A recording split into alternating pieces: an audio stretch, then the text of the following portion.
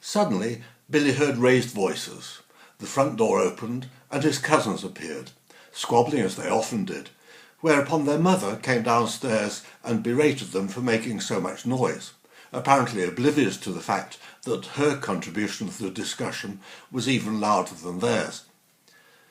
Her intervention, moreover, was totally ineffectual because neither Carl nor his sister took the slightest notice of what she was saying.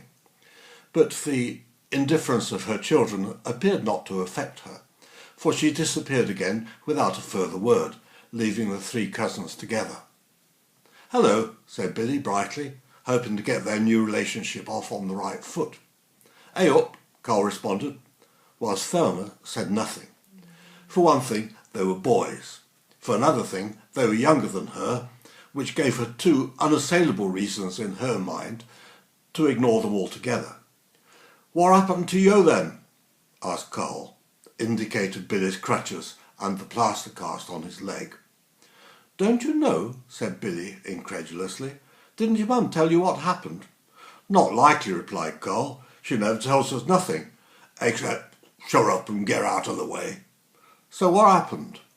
Billy told them all about the air raid, the shelter, the bomb, his time in hospital, and his mother's death, all of which they appeared to take in without showing any emotion whatever. "Is that why you're coming to live with us then?" asked Carl. "Well, yes, there's nobody left at home to look after me, because my dad's away in the army." "Then it'll have to come on," said Thelma. "There's no room for two little boys in this house. It's bad enough having one." Then she flounced out of the kitchen and disappeared upstairs, leaving the two boys alone together. "Why doesn't Thelma like boys?" Billy asked Carl once she'd gone. Carl laughed. "Oh, don't take any note of her. We're too young, that's all. She likes boys all right, but they've got to be 13 or 14. She likes them then. She takes after a man." "What do you mean?" "Well, Mum likes having men around. You'll see. She's got lots of boyfriends, and nearly all on 'em run food shops. So we do all right and all. There's not much rationing in this house." This comment was accompanied by an enormous wink, which Billy assumed was intended for him, although the significance of his cousin's gesture escaped him completely. Billy started thinking again about Carl and Thelma's dad. He missed his own dad so much that he simply couldn't comprehend how any son or daughter could carry on as if their dad had never existed, but he decided that the moment wasn't ripe to bring up the subject. In any case, he felt more and more, with every minute that passed and with every word that was uttered, as if he'd been transported to an alien world.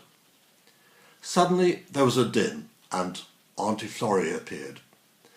Everything she did, it seemed to Billy, was hurried and noisy. Peace, quiet, calm, all appeared to be unfamiliar concepts to her. Nor did she speak in a normal way. Rather she barked, and not with the subdued yapping of a poodle or a spaniel, more the snarling and aggressive bark of a mastiff or an Alsatian. "Carl," she bellowed, "here's some money. Go down to Bainton's and get some fish and chips." "What, now?" questioned Carl, more because complaining was habitual in him than because he was busy doing something more interesting. "Yes, now. I want you to eat early and then go out to play." "Have you got somebody coming to see you then, ma'am?" "Mind your business, you cheeky monkey, and get off down chip shop. Get 4 cod and a tan's worth of chips." "All right," Carl growled, whereupon his mother disappeared upstairs again. "It's a bit early," Carl complained to Billy when she was safe out of earshot. "Hope shop's open. Still, I like fish and chips. It's better than when Mam cooks herself." When Carl came back home and gave his mother the fish and chips, Billy was surprised to see that she put the packet on the table as it was. Then she removed the outer wrapper of newspaper, tore it into 5 pieces, of which she placed 4 on the table, 1 in front of each person, and, using her fingers, she gave each of them a piece of fish and a handful of chips, after which she licked her fingers and wiped them dry on the 5th piece of newspaper.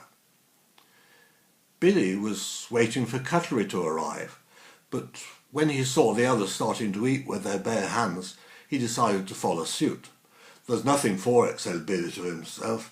"I'll have to do the same as they do, or else go hungry. And at least we've got fish, not fish cakes. My mum could never afford to buy fish from the chip shop. I wonder how Auntie Florrie manages to afford it."